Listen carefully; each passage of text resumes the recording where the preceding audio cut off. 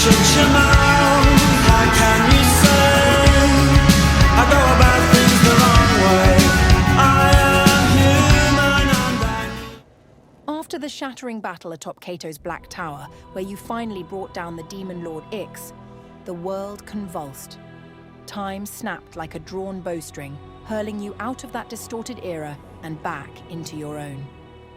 When the heat and light faded, you stood among the 800-year-old ruins of what had once been Blackridge. Toppled stones, broken gates, the last echoes of a village long devoured by history. The dome was gone, the curse undone, and the Misty Vale lay once more united with the rest of the world. The final relic Kato had guarded, the third piece of the Eledain statuette, was now yours. Retracing the road west, you found Canutus Boetii, the mallard scholar, still lingering at the old site of his camp. He was alive, disheveled, and delighted to see the world's order restored. Together you returned to Outskirt, weary but triumphant. Inside the familiar walls of the Three Stags, the laughter and firelight almost felt foreign after so many horrors. Plans were laid for the next step, recovering the fourth and final piece of the statuette. You spoke of Bothild's load, and of meeting with Mallard again to coordinate efforts against Sathmog and the undead spilling from the Isle of Mist. There was even talk of stability for once. You placed money down for a permanent home in Outskirt. Vanhild's eyes shone at the idea of you settling. Heroes turned residents. She promised the house would be ready in a few days. That promise didn't make it to dawn unchanged. In the middle of the night, shouts echoed through the rainy streets. You rushed to the south gate and found half the town awake and gathered. Beyond the walls, half a kilometre out, a sprawling camp of torchlight dotted the plain. A warband. At first, tension gripped every breath. Then a single rider approached, white flag lifted high. The orc warrior announced himself as envoy for Mallard, come to request counsel with Outskirt's leaders, your adventuring party, and tall shulk of the lumber mill. Within the hour after gathering all parties, you rode out to meet them. Mallard received you in her tent, surrounded by her war council, her mother, the ever-grinning grub, and other familiar faces. A great map lay spread across her table, the Misty Vale marked with layers of totems and sigils. She outlined the dire state of things. Sathmog's cult grows bolder by the day, and the Lich Azrahel Koth now commands an undead army from the Isle of Mist. Yet another piece of the statuette, the last one, remains unclaimed. It belongs to Lizel, sister of Emperor Eledain, whose underground tower remains hidden from mortal eyes. My tower. You have heard my name often enough by now. Some of what follows you may guess, but much you yet misunderstand. Mallard explained that the tower's location could only be uncovered at the ancient dojo in the Eastern Mountains, an abbey once led by Lizel's son 8 centuries ago.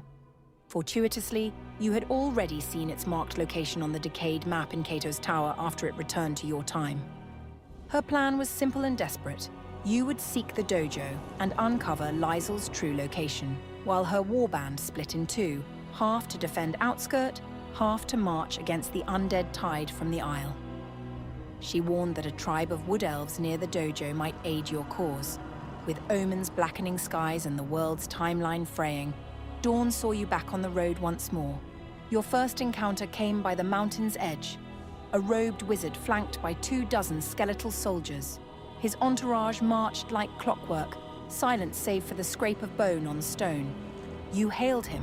He gave you a glance colder than the grave and kept walking. Better that way. Farther east, the forest thickened into an elven refuge built atop the bones of an old human village. The wood elves had rebuilt Harmony from ruin. Their reeve, Calwyn, welcomed you and, at the tavern, introduced an old, sharp-edged acquaintance, Iliel, the elf once bound in chains by the Dragon Knights at Fort Malus. She listened with cautious respect. Calwyn told you that a young girl from the village had been taken the previous night, dragged away by wraiths from the direction of the mountain monastery. He unrolled a scrap of fluttering fabric, once part of a prayer flag, on which was written a single phrase. The name of Acheron keeps the stones quiet. You accepted the task.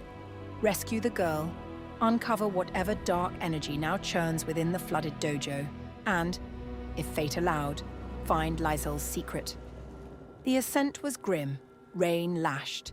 The glacial river beside the path thundered cold enough to freeze thought itself. At the monastery's base, you approached the broad stair that led to the front doors, only for the flanking statue to tremble, shift, and lunge. Galio's memory saved you. He spoke the name Acheron, and the guardian froze instantly, resuming its lifeless vigil. Deeper within the storm, you met the Kirin, radiant even through the dark, a celestial herald sent to test you. It searched your hearts and found purpose untainted by greed or cruelty. Its blessing fell like warmth through the rain, renewing your strength. Finally, you came to the great circular platform, the dragon mosaic beneath your boots gleaming faintly through the downpour. Around you stood 6 plinths, and the remnants of monks long dead, now risen as ghouls in tattered robes. The air smelled of lightning and wet stone. When you drew near, the ghouls stirred, voices whispering prayers that rotted halfway into growls. Then they attacked. And there, with steel half raised and the storm screaming overhead, the story for this week halts. A ring of light and death on an ancient mountain. One heartbeat away from the next revelation in the long, tangled game my brother began. I, Lysel, his sister, his undoing, and the keeper of the last piece, am listening. Your next steps will bring you very close indeed.